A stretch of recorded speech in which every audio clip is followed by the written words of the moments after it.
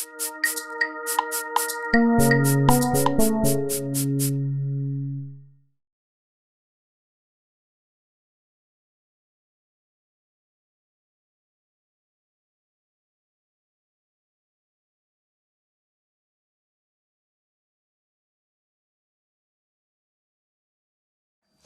moi je me présente, je m'appelle Florence Boiffard, je suis chirurgien à l'Institut de cancérologie de l'Ouest et du coup je remercie vraiment les organisateurs d'être présentes aujourd'hui pour participer à la table ronde qui va essayer de balayer un peu différents questionnements sur le dépistage primaire avant la naissance de la maladie, comment on peut lutter contre la survenue du cancer du sein, dépistage secondaire, arriver très tôt, dépister précocement la maladie pour avoir de plus grands espoirs de guérison et puis après la lutte contre la rechute, on essaiera de balayer différentes questions. Je vais peut-être déjà laisser la parole aux intervenants qu'on ne connaît pas. Je vous en prie. Donc, bonjour, donc, Karine Berquet, donc, je suis médecin coordinateur au Centre de dépistage des cancers de Pays de la Loire et je suis le médecin coordinateur du dépistage du cancer du sein dans l'antenne Loire-Atlantique.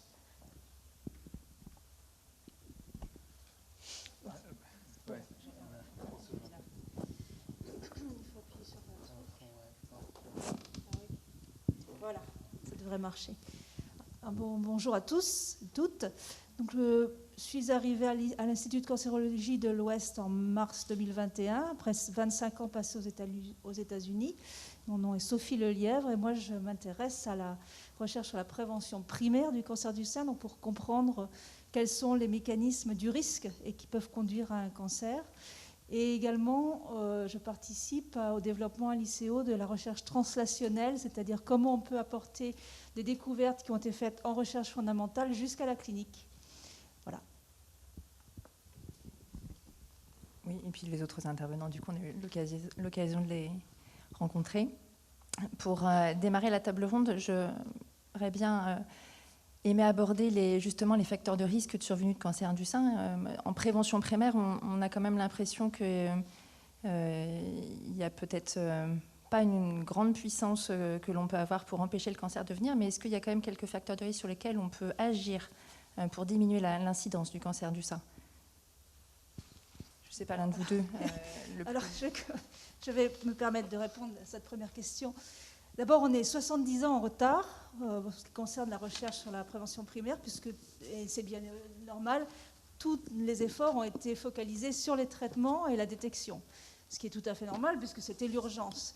Mais avec l'augmentation d'incidence maintenant des cas de cancer, surtout chez les femmes de moins de 50 ans, dans tous les pays du monde, même dans les pays où c'était très bas, eh bien, il y a vraiment une urgence à développer cette recherche sur la prévention primaire. Et l'une des raisons qui est proposée pour qu'il y ait cette augmentation depuis les 20 dernières années de cas, surtout chez des femmes plus jeunes que normalement, c'est qu'il y a un impact de l'environnement sur les gènes, qui en plus donc de mutations, de choses qui étaient déjà connues, vont changer la façon dont nos gènes s'expriment, et des gènes qui devraient être silencieux vont maintenant être actifs, et vice-versa. Et en fait, la nutrition, par exemple, serait importante. Tout ce qui est certains types de pollution, mais il faut qu'on comprenne quels sont les mécanismes pour pouvoir intervenir comme il faut. Et en fait, on a des grandes voies qui semblent importantes. Par exemple, vous parliez du vieillissement, qui est la première raison de développer un cancer, c'est parce qu'il y a un vieillissement. Et ce qui se passe, on s'est aperçu qu'il y a un certain nombre de polluants ou de types de nutrition qui accélèrent le vieillissement des cellules. Alors la personne n'a pas l'air d'avoir vieilli. Par contre, les cellules, elles, vieillissent plus rapidement. Et ça, ce serait une des causes proposées donc, du fait que le cancer va se développer plus rapidement. Alors, on a déjà une orientation sur laquelle on peut travailler, parce qu'on peut maintenant connaître les cibles pour pouvoir, par la suite, avoir des interventions. Alors, pour donner juste une possibilité d'intervention, on sait effectivement que la nutrition est très importante, faire des exercices est important, on sait que ce n'est pas suffisant, sinon ce serait trop simple. Par contre, s'il y a un conseil qu'on peut déjà donner, c'est qu'il faut avoir une vie saine au niveau de nutrition et activité, mais dès le plus jeune âge, parce que c'est vraiment pendant la période jeune, de la préadolescence, que les gènes sont les plus réceptifs à l'environnement. Donc c'est déjà là qu'il faut contrer avec vos enfants, vos petits-enfants, c'est déjà à ce moment-là qu'il faut aborder la prévention. J'en profite, là vous parlez de nutrition, est-ce qu'on peut aller plus loin dans les questions de nutrition? Parce que qu'est-ce qu'une nutrition saine? On a beaucoup de questions nous au quotidien là-dessus. Qu'est-ce qu'on a le droit de manger, de ne pas manger, le sucre, les produits laitiers, qu'est-ce qui est banni, qu'est-ce qui est très dangereux? Alors, je dirais comme Voltaire, l'excès nuit en tout. Donc, en fait, il n'y a rien de vraiment d'interdit à manger, mais c'est l'excès. Alors, l'excès de sucre, on sait maintenant, parce qu'en fait, le cancer est une maladie du métabolisme. Donc, l'excès de sucre va exciter les cellules d'une certaine façon. Certains types de graisses, hein, des repas qui sont trop riches en graisse, qui sont pro-inflammatoires. Donc, c'est ça, c'est la nutrition qui va un petit peu agresser l'organisme en créant une inflammation dans l'organisme ou en créant ce qu'on appelle un stress oxydatif. Donc, c'est des molécules qui vont aller attaquer les cellules. Et donc, on est en train de travailler avec des nutritionnistes pour justement regarder quel type de nourriture va avoir un effet pro-inflammatoire ou anti-inflammatoire. Et c'est là-dessus qu'on va pouvoir agir. Donc, on n'en connaît pas encore assez hein, à ce niveau-là, mais c'est sans doute pour ça, quand on parle de la nutrition de type Méditerranée, avec beaucoup d'huile d'olive, alors là, il y a beaucoup d'oméga 3, quand vous avez entendu parler peut-être des oméga 3, hein, et en fait, ce sont des molécules qui sont naturellement anti-inflammatoires. Donc, si on mange du poisson, tout ça, c'est une alimentation qui est anti-inflammatoire. Donc, normalement, devrait aider à empêcher le développement de maladies telles que le cancer. Mais encore une fois, on n'a pas de recette puisqu'il faut qu'on fasse toute la recherche qui n'a pas été faite. Parce que tant qu'on ne connaît pas les mécanismes, et ça c'est le rôle des chercheurs en recherche fondamentale comme moi, il faut vraiment qu'on comprenne les mécanismes pour qu'après ça, on puisse travailler avec les cliniciens qui, eux, vont tester des moyens justement d'agir sur ces mécanismes du développement des cancers.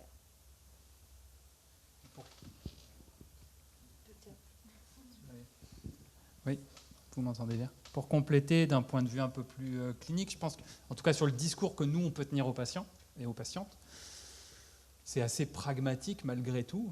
Je pense que voilà, on voit circuler plein de choses sur supprimer telle ou telle chose, parfois des choses extrêmement draconiennes. On va être dans un message malgré tout d'une nourriture équilibrée, c'est-à-dire, moi je dis toujours ni trop gras, ni trop salé, ni trop sucré, mais une fois qu'on a dit ça, voilà. Mais je pense qu'on n'a pas aujourd'hui suffisamment de preuves scientifiques pour aller dire enlever tel aliment de votre alimentation. C'est pas vrai. Et je pense que, parce que évidemment, quand on est atteint d'un cancer, on va essayer de prendre tout ce qu'on peut nous proposer. Et il y a des fois des dérives avec des régimes abracadabrantesques. Donc je crois vraiment qu'il faut retenir le message d'une nourriture équilibrée. Premier point. Si vous êtes dans des démarches éventuellement, voilà, vous avez vu des choses, on vous propose telle ou telle chose, il y a maintenant des nutritionnistes qui se développent de plus en plus dans les centres qui prennent en charge les cancers et qui sont là aussi pour répondre à vos questions et peut-être, le cas échéant, vous réorienter quand on pense, nous, que c'est finalement une petite dérive et que ça ne va pas dans le bon sens. Donc ça, c'est quand même une chose qui se développe. Et puis, au-delà de l'alimentation, toi, peut-être tu peux en parler, mais il y a aussi des choses comme l'alcool. L'alcool n'est pas forcément... On va parler moi de l'alcool. L'alcool. C'était ma 4e chose. L'alcool n'est pas forcément connu comme un facteur, enfin reconnu comme un facteur de risque du cancer du sein, et ça joue quand même malgré tout. Donc, alors voilà, après c'est la question de la quantité, tout ça. Et mon 4e axe, c'était la question de l'exercice physique. C'était pas l'alcool pour Florence. Parce que Florence Boiffard donc, est responsable du programme, notamment d'activité physique adaptée au sein de l'ICO. Peut-être tu peux nous en dire... Alors, au sein de l'ICO, pour le coup, le programme il a été mis en place pour lutter contre la récidive. On sait que ça a une place importante, ça fait partie des traitements non médicamenteux qui vont aider à lutter contre la rechute, mais pratiquer de l'activité physique, ça fait partie de la prévention primaire. Ça fait partie de la lutte contre la survenue du cancer du sein, mais aussi du côlon, de l'endomètre, enfin de différents types de cancers.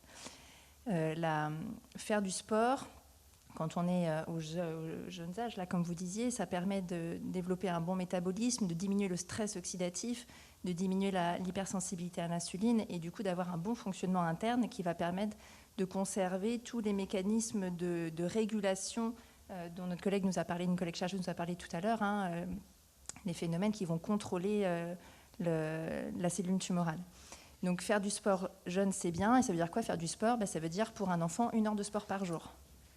Alors, mine de rien, ça représente quand même pas mal. Quand ils sont à l'école, c'est bien. Quand ils sont confinés, c'est plus difficile. Mais ça fait vraiment partie des bonnes habitudes à conserver. Et puis, à l'âge adulte, conserver aussi cette habitude-là sur, idéalement, 2 heures de sport d'intensité moyenne par semaine. Et ça veut dire que la marche, par exemple, n'est pas suffisante. On ne va pas pouvoir recenser comme la marche-balade comme une activité physique sportive.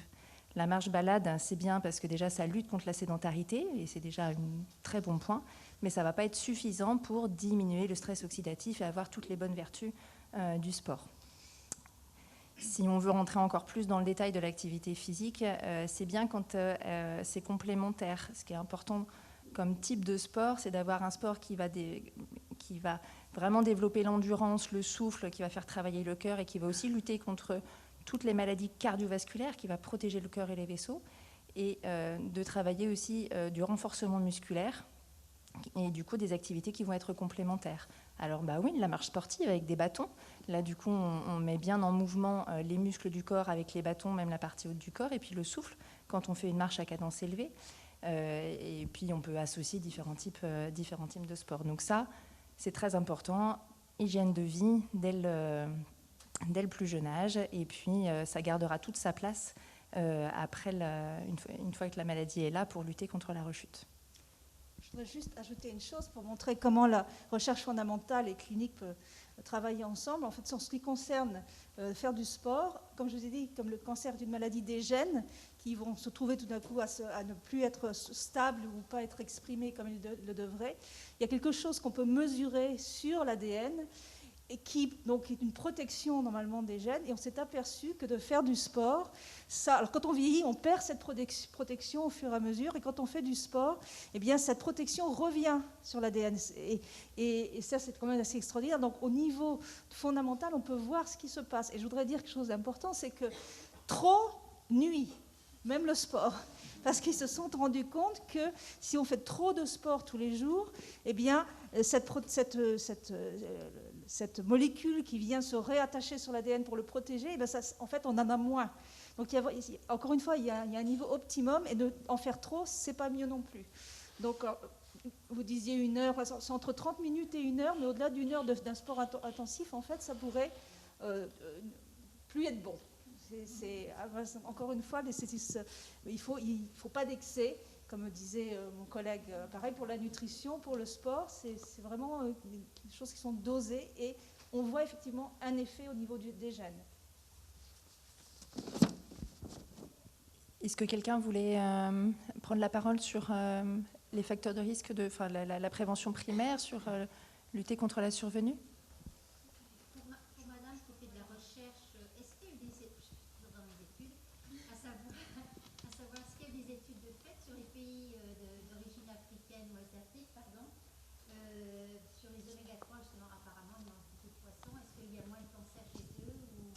Alors oui, ça c'est vraiment une question très importante. En fait, à l'ICE, on travaille avec 5 autres pays, dans chaque partie du monde, et dont le Ghana pour l'Afrique. Et en fait, on s'est aperçu qu'il y avait un lien entre la nutrition et le développement des cancers, parce que dans des pays où le taux de cancer était bas, le taux de cancer du sein était bas, il commençait à augmenter. Et ce qui avait changé, c'était la façon dont les gens se nourrissaient.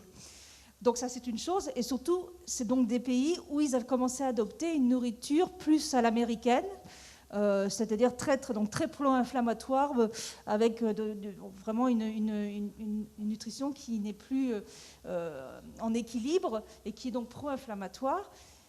Alors ça, c'est pour le côté un peu négatif, mais pour le côté positif, par exemple avec les oméga 3, on sait qu'effectivement, ça protège parce que c'est anti-inflammatoire comme type de nutrition. Par contre, alors je ne veux pas trop compliquer les choses, mais en fonction de l'origine de la personne, eh bien l'effet va être plus important ou pas. Par exemple, chez les Asiatiques, il y a un certain type de nutrition, comme du soja, qui semble être important pour les protéger. Ce n'est pas forcément le cas chez les Caucasiens. Et pourquoi ? Parce que nous avons, au départ, de par notre environnement, de par nos ancêtres, ce qui nous a été transmis, la façon dont les gènes sont organisés. Alors on ne parle plus de l'ADN et des mutations, là c'est vraiment comment les gènes sont organisés, le fait qu'ils vont être compacts. Dans ce cas-là, ils ne sont pas exprimés, ils ne travaillent pas, ou ils vont être relâchés, et dans ce cas-là, ils peuvent être exprimés en protéines qui va donner la fonction de la cellule. Cette histoire de compaction de l'ADN, elle est transmise même par nos ancêtres, et donc, du coup, on ne va pas répondre de la même façon à une nutrition particulière ou un polluant particulier, parce qu'au départ, l'organisation de nos gènes est différente d'une population à l'autre, même d'une personne à l'autre. Donc en fait, une fois qu'on aura fait suffisamment d'avancées en recherche primaire, je pense qu'on arrivera, comme on fait maintenant du traitement individuel, on arrivera à faire de la prévention individuelle.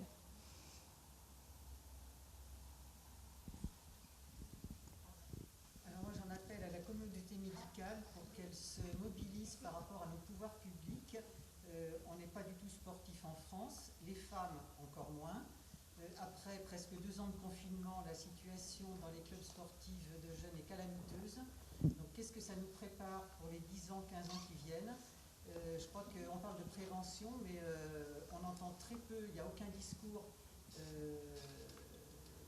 nationaux sur ces aspects-là. On n'entend pas, on entend très, très peu de choses. On est tout le temps dans le curatif et quand même très peu dans le préventif, qui plus est dans le sport féminin. Nous avons besoin de vous, en fait, parce qu'il n'y a que 3%, oui, là, c'est à vous, il n'y a que 3% des fonds qui sont dédiés à la santé en général qui vont à la prévention. Et parmi ces 3% sont incluses les maladies infectieuses. Donc, en fait, le cancer, c'est, je ne sais pas le pourcentage, mais c'est minime, ce sont des pécadilles. Et il faut vraiment changer au niveau également, et comme vous le dites, des pouvoirs publics pour qu'ils mettent plus d'efforts pour aider à la recherche en prévention primaire. Madame Renaud. Je pense qu'on touche quelque chose d'important dans la mesure où quand on est atteint d'un cancer, la première des choses, si je parle devant les médecins, le patient il se demande mais pourquoi moi? Qu'est-ce que j'ai fait pour mériter ça? Et donc on cherche, comme vous, hein, c'est-à-dire on cherche les mêmes choses. C'est-à-dire, est-ce que j'ai...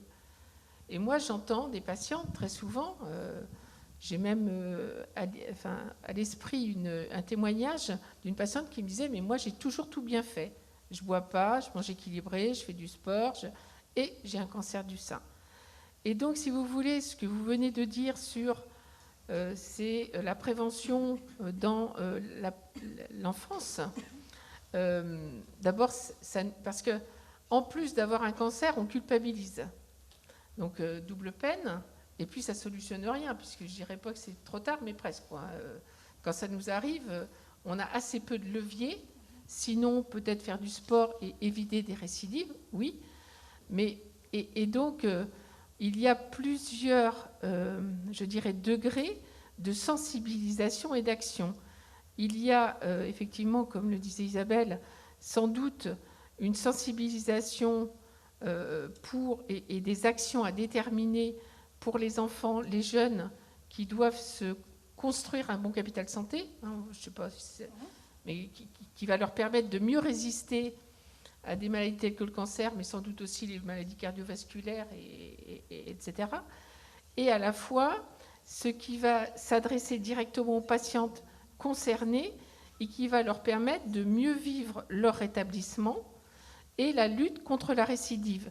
Et là où on se sent actrice de son avenir en disant, là j'ai quelques leviers que je vais pouvoir utiliser qui vont être, je reprends une activité sportive pour permettre de retrouver le souffle. C'est vrai qu'on a parlé du confinement, mais après un traitement, chimiothérapie, radiothérapie, etc., qui nous prend à peu près 1 an et demi, on s'est un peu ramolli en général, on n'a pas pu toujours trop faire de l'exercice, etc. Comment on va reprendre ça?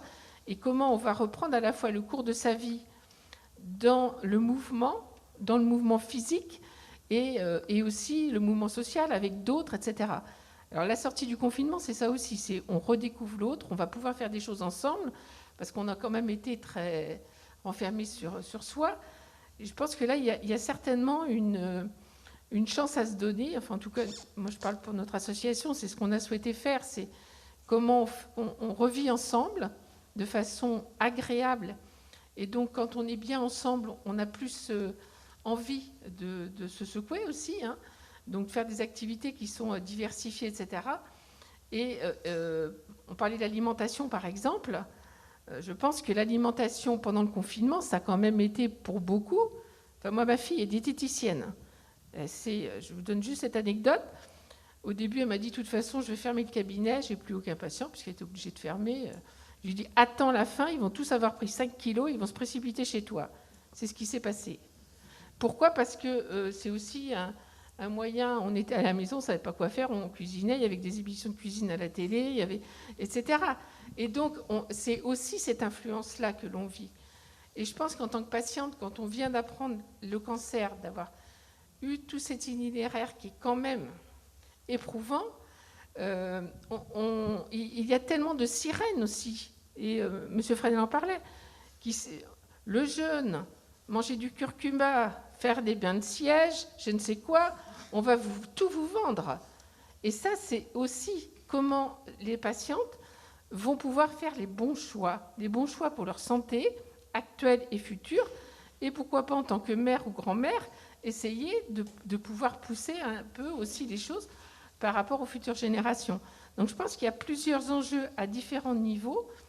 La prise de conscience, je trouve, on est un des premiers, mais il va falloir sans doute aller un petit peu plus loin, parce que je suis sûre que la pandémie a un effet aussi délétère. On en a parlé au moment du dépistage, on va peut-être en reparler.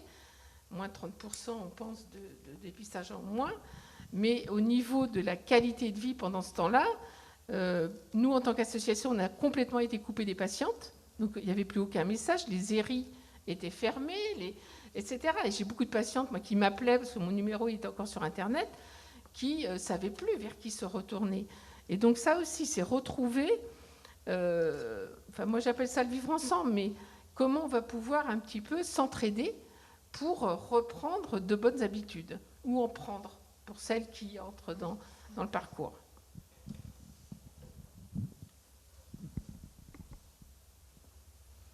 Si on discute un petit peu maintenant du dépistage, dépistage organisé, dépistage précoce, là, qui permet quand même d'arriver très tôt dans le traitement de beaucoup de maladies et d'être très puissant dans le traitement et la guérison. Est-ce qu'on a quelques pistes de réponse sur le fait que finalement la participation au dépistage organisé est un petit peu moins forte que celle qu'on espérait quand celui-ci a été mis en place? Si mes chiffres sont bons, vous allez me redire, c'est qu'on espérait un taux de participation de 70% et on touche à peine les 50%. Oui, donc au niveau du dépistage organisé, les objectifs nationaux, c'est qu'il y a un taux de participation de plus de 70% ou plus.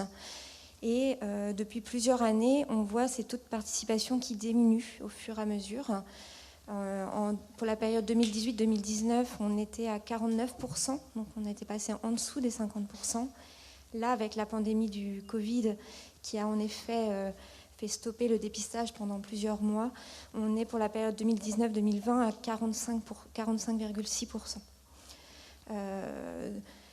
On a vu que depuis que la mise en place du dépistage organisé en France s'est mise en place, les taux de participation ont augmenté jusqu'en 2011-2012, puis il y a eu un plateau, puis ça a diminué, et un peu en lien avec les mouvements qu'il y a eu contre le dépistage, en mettant en avant les méfaits du dépistage. Et ce qui a été critiqué et qui est critiqué, c'est qu'avec le dépistage et le dépistage organisé, il va y avoir des avantages qui, pour certains, trouvent qu'ils ne sont pas assez suffisants, mais des inconvénients qui vont être, par exemple, le surdiagnostic et le surtraitement, les faux positifs et puis les cancers d'intervalle. Alors, qu'est-ce qu'on dit dans ces termes-là ? Par exemple, pour les faux positifs, pour certaines femmes qui vont avoir des mammographies, on va leur découvrir des anomalies qui vont entraîner des examens complémentaires ou par exemple des biopsies qui pour au final une anomalie qui était bénigne et qui ne nécessite pas forcément de suivi, de surveillance particulière, mais qui va avoir généré de l'angoisse le temps qu'on ait les résultats ou le suivi. Le surdiagnostic, ça va être le fait de découvrir précocement des petits cancers pour lesquels n'auraient peut-être pas parlé d'eux-mêmes si on ne les avait pas cherchés, qu'on ne les avait pas découverts, la personne n'aurait pas su qu'elle a un cancer, sauf qu'actuellement, on n'est pas capable de prédire l'évolution du cancer. Et c'est vrai que le surdiagnostic, on estime que ça représente environ 10% des cancers qu'on va diagnostiquer, mais à l'heure d'aujourd'hui, on n'est pas capable de dire à la personne, votre cancer, il va rester localisé au niveau du sein, ou alors il va devenir agressif et aller à d'autres organes et mettre en péril le pronostic. Excusez-moi, 10% des 49%. 10%, non, 10% des cancers détectés. Oui, non, mais par rapport au dépistage, Oui, vous dites que 49% actuellement des femmes se font dépister. oui. Et dans ces 49%, il y aurait 10% de... Non, c'est 10% des cancers détectés. Oui, non, non. Non, non.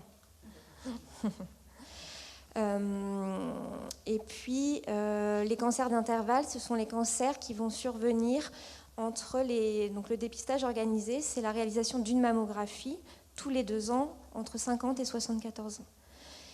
Et chez certaines personnes, des cancers vont survenir entre cette période de 2 ans, où la mammographie était normale, et puis avant les 2 ans, avant la prochaine invitation à la mammographie, la femme, on va lui découvrir, souvent suite à une anomalie clinique qui va être palpée, un cancer.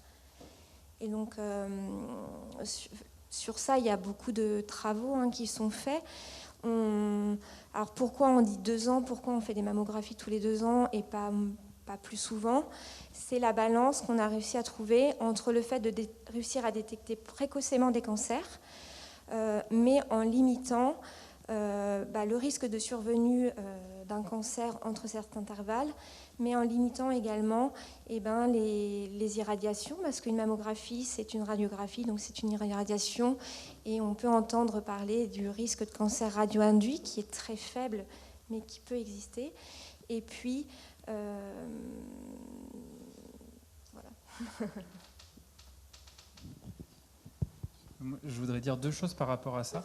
C'est sur la question du dépistage et de l'individualisation du dépistage, parce que on dit, voilà, c'est tous les 2 ans, entre 50 et 74 ans. Mais il y a des initiatives pour essayer d'individualiser le dépistage. C'est-à-dire qu'on n'a pas forcément le même risque. Et il y a une grande initiative européenne qui s'appelle MyPEPS, qui est essayer de personnaliser le dépistage en fonction d'un certain nombre de caractéristiques génétiques que l'on a. Et si cette initiative elle est positive, eh bien, elle pourra permettre finalement, en fonction des résultats d'un test sanguin, de dire vous, ce serait peut-être bien de commencer à 40 ans, de faire une mammographie plus que tous les 2 ans, alors que vous, qui avez 60 ans, pas besoin de faire de dépistage. Donc il y a vraiment une question d'individualisation du dépistage, et là il y a des grandes initiatives européennes, il y a actuellement 20 000 patientes incluses, je crois. Pas encore. Voilà, vous pouvez y participer dans un certain nombre de centres nantais. Voilà, donc ça c'est important. Deuxièmement, sur la question du surtraitement, il y a une prise de conscience aussi de cela de la communauté médicale, et surtout tout un champ de travail sur la désescalade thérapeutique. C'est-à-dire que, il n'est peut-être pas nécessaire pour une patiente chez laquelle on a trouvé un petit cancer du sein de quelques millimètres dépendant des hormones, peut-être qu'il n'est pas nécessaire de lui prescrire 5 ans d'anti-hormones. Mais ça reste à démontrer. Donc c'est un autre champ pour essayer de contrer finalement la question du surtraitement.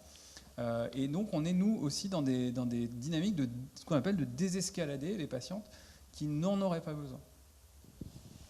Juste pour compléter, cette désescalade, elle se fait toujours dans la sécurité, médicale, dans la sécurité de soins. Et c'est pour ça que tant d'études existent en cancérologie.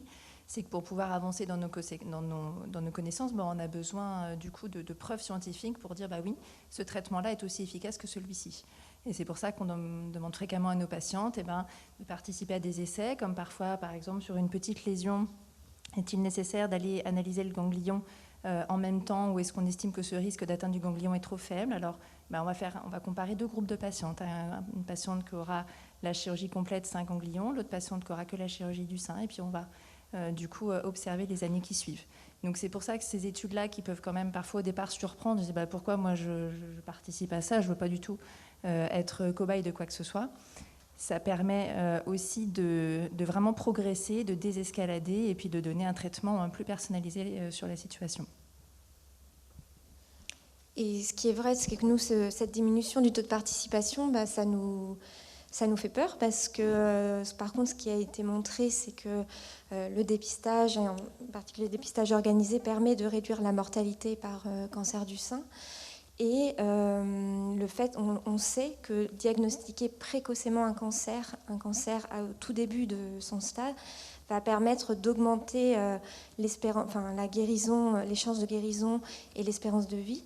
Un cancer qui est diagnostiqué très précocement, on peut avoir une espérance de vie de 99% à 5 ans, alors que si on le découvre à un stade évolué avec des métastases, ce pronostic, cette espérance de vie à 5 ans va être nettement réduite.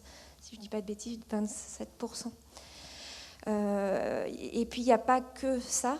Ça permet aussi, comme on a pu l'expliquer, d'avoir des traitements moins lourds, d'éviter qu'on enlève tout le sein mais qu'on puisse enlever qu'une partie du sein, éviter des traitements lourds comme la chimiothérapie, et puis améliorer la qualité de vie.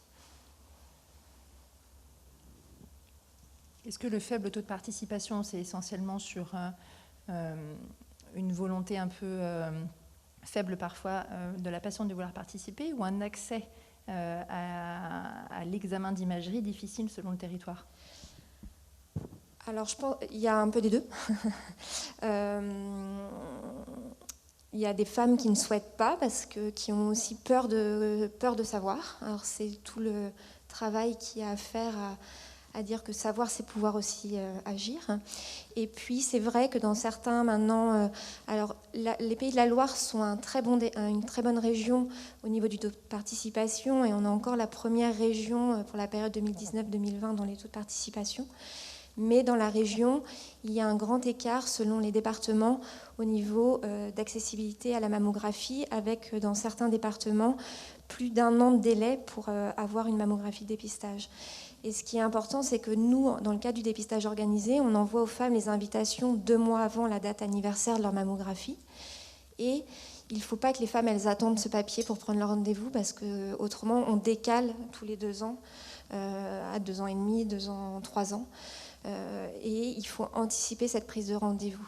Dans le 44, ça va dépendre un peu de la zone où on se situe, mais on peut en effet avoir des délais entre 2 mois et 1 an dans certains endroits, où avec des difficultés, il faut un peu persévérer pour réussir à avoir son rendez-vous. Et vous avez un avis sur les tranches avant 50 ans et après 74 ans? Alors après 74 ans, Jean-Sébastien en a parlé un tout petit peu. Après 74 ans, nous, c'est le message qu'on essaye de faire passer, et on va essayer de modifier un petit peu ce courrier pour rappeler aux femmes, c'est pas parce qu'il n'y a plus le dépistage organisé qu'il n'y a plus de dépistage, et qu'il faut qu'elles continuent à se faire suivre avec leur médecin ou leur gynécologue ou leur sage-femme, qui est la persistance au moins de l'examen clinique annuel, et puis en fonction de leurs facteurs de risque, de leurs antécédents, voir si elles continuent ou pas la mammographie qui est prescrite à ce moment-là par leur médecin. Et avant 50 ans, en effet, il y a à peu près 20% des cancers qui surviennent avant 50 ans. Et ce qui est important déjà, c'est qu'à partir de 25 ans, il faut que la femme, elle sache qu'il faut qu'elle aille se faire examiner tous les ans par un professionnel de santé, donc son médecin, son gynécologue ou une sage-femme. Il peut y avoir, après, certaines femmes qui vont être à l'aise avec ça et qui peuvent pratiquer l'autopalpation, mais il n'y a pas de recommandation officielle sur ça. Et puis, à partir de 25 ans, ça va être aussi la possibilité d'avoir un échange avec le médecin pour aller rechercher les facteurs de risque, plus les facteurs de risque par rapport aux antécédents familiaux ou aux antécédents personnels, qui feront que la femme va peut-être relever d'un dépistage personnalisé qui devra peut-être commencer avant 50 ans et sous une autre forme. Est-ce que vous avez des questions qu'on pourrait concerner? Je vais peut-être rajouter une chose. Je pense que les choses se posent de façon différente pour les femmes avant 50 ans qui, pour la plupart, vont consulter le gynécologue parfois au moment de la puberté, s'ils sont accompagnés par la mère ou le père, ensuite avec tout ce qui peut être la contraception et autres, alors que les femmes après 74 ans ne fréquentent pas automatiquement leur gynécologue. Quand on parle de déserts médicaux, les médecins traitants, enfin, moi je pense à la Vendée par exemple, où pour passer une mammographie, il faut attendre qu'il y ait un bus qui passe pour passer la mammographie. Je ne vous parle pas du tiers-monde, je vous parle de la Vendée. Et si j'en parle, c'est que moi j'ai quelqu'un de ma famille, ma mère qui a été concernée par ça, qui on a découvert un cancer du sein à 80 ans, qui a été soignée, qui 5 ans plus tard est toujours en vie, parce qu'elle a été détectée et soignée au bon moment. Mais je pense que, bon, elle me disait, moi j'ai 80 ans, je ne peux pas avoir un cancer du sein, puisque le dépistage s'est arrêté à 74 ans, je ne peux pas avoir un cancer du sein. Bon, à force, j'ai réussi à la convaincre d'aller consulter. Je pense aussi qu'actuellement, et je n'attaque personne, mais que les consultations chez un médecin traitant sont tellement courtes que le médecin, moi j'ai un nouveau médecin, jamais une seule fois il m'a demandé de me palper les seins. Pas une seule fois. Jamais il vous pose la question, je vais vous palper les seins. Donc si vous ne le demandez pas, parce que vous venez pour une autre pathologie, que de toute façon vous avez un quart d'heure et quand vous arrivez dans sa salle, il vous dit donnez-moi votre carte vitale avant de vous dire pourquoi vous venez, je pense que ça aussi c'est quelque chose qui a régressé. Alors on a progressé pour certaines choses, mais je pense que l'accompagnement quotidien des patientes est quelque chose d'important. Et je pense que donner l'information qu'il faut continuer à aller voir son gynéco, même après 74 ans, est essentiel. Parce que c'est aussi le professionnel. Moi, c'est lui qui m'a détecté mon cancer du sein. C'est le hasard, mais je suis allée le voir hier. Il m'a dit, bon, maintenant, il y a des nouveaux tests qui vont faire qu'on va espacer les frottis. Donc, dans 5 ans, donc ça veut dire que si je n'avais pas de suivi, pendant 5 ans, je ne vais voir personne. Et si mon médecin traitant ne me demande pas, je n'aurai personne. Et donc ça, c'est important aussi peut-être de se rappeler qu'on reste acteur de sa propre santé et que si on ne demande pas, on risque de ne pas avoir de proposition. Donc c'est quelque chose, en plus du dépistage, enfin c'est quelque chose qu'on prône, nous, à Europa Donna, c'est 1, dépistage organisé, profitez de cette chance qui vous est proposée. 2, en dehors du dépistage organisé, il existe des suivis par les médecins dont il faut se saisir. Et je pense que la crise sanitaire que l'on a vécue a tellement centralisé les choses sur ce satané virus qu'on en oublie un peu le reste. Et que la première cause de mortalité en France reste le cancer. Malgré tous les morts du Covid que l'on peut regretter, c'est le cancer qui tue le plus. Donc il faut continuer à se faire dépister, à se faire suivre et insister auprès de son médecin pour être correctement examiné.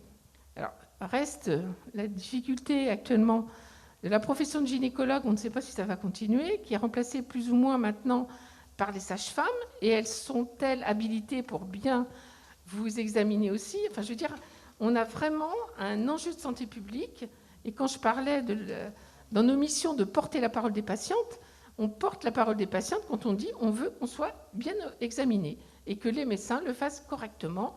Et donc, ce devoir d'alerte qui nous permet d'être correctement dépistés à temps pour être bien soignés et sauver les vies.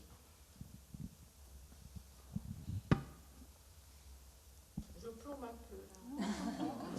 Non, mais je rassure, les sages-femmes sont habilitées. Ça, c'est vraiment une nouvelle voie de leur activité qui est vraiment intéressante pour elles.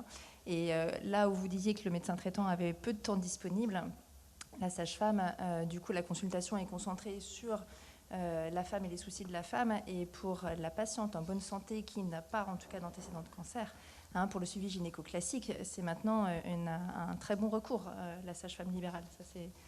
Je pense que ça va être précieux. Je ne sais pas trop où est-ce qu'on en est au niveau du temps. Moins 10. Et... Ouais, vous aviez un train peut-être.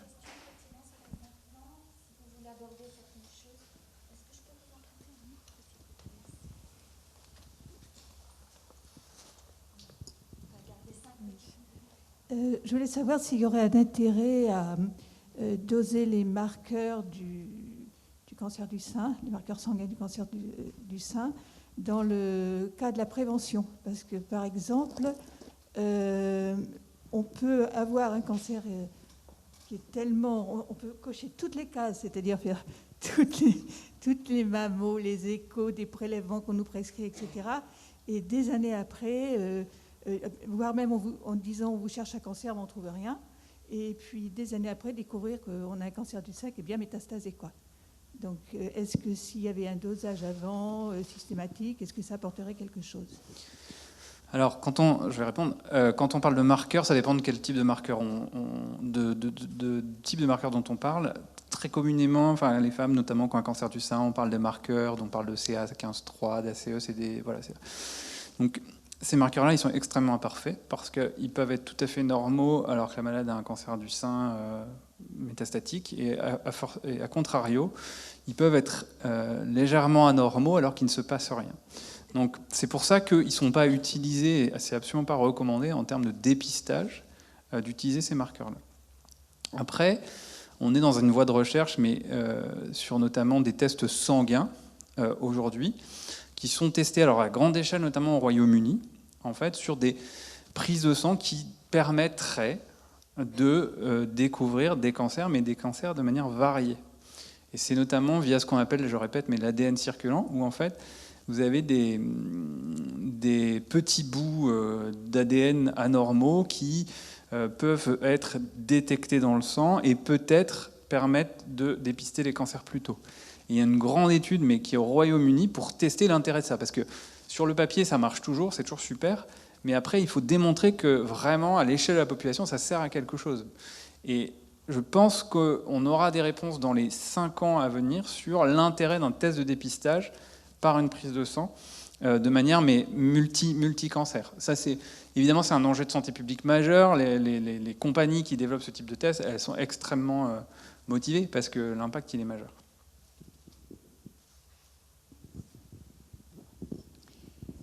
L'étude qui est en cours, qu'on parlait tout à l'heure, MyPeps, sur avoir un dépistage un peu plus individualisé en fonction de son niveau de risque, prend déjà un peu en compte cette recherche un peu entre les antécédents, la densité mammaire, et il y a un test salivaire pour aller analyser l'ADN.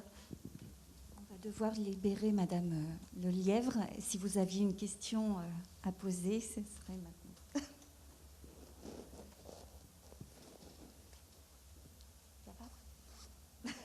Si vous voulez partir. Je vais attraper mon train.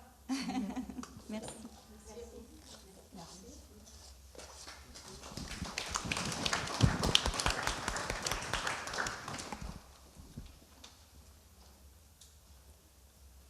S'il n'y a plus d'autres questions dans la salle, est-ce qu'on lève la séance de la table ronde ? Oui, vous avez aussi fini. Merci infiniment. Madame Renaud, merci. Est-ce que vous voulez conclure ? Avec plaisir. Merci. Non, mais c'est plutôt un plaisir. Merci. Alors écoutez, j'ai ouvert la séance, on me demande de conclure.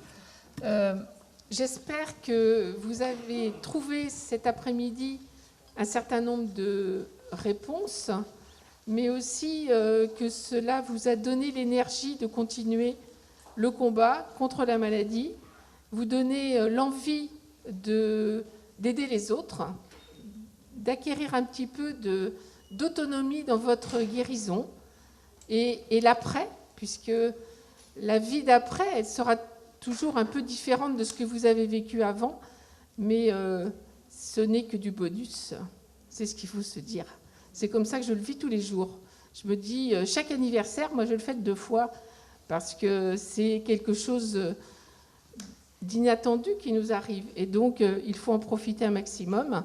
Maintenant que l'horizon s'éclaircit avec la pandémie, je pense qu'on va avoir tous envie de profiter et de se donner encore plus de chances de guérir et de mesurer la chance que l'on a d'être dans un territoire avec des chercheurs et des médecins de cette qualité. En tout cas, moi, je les remercie aujourd'hui tous pour leurs interventions.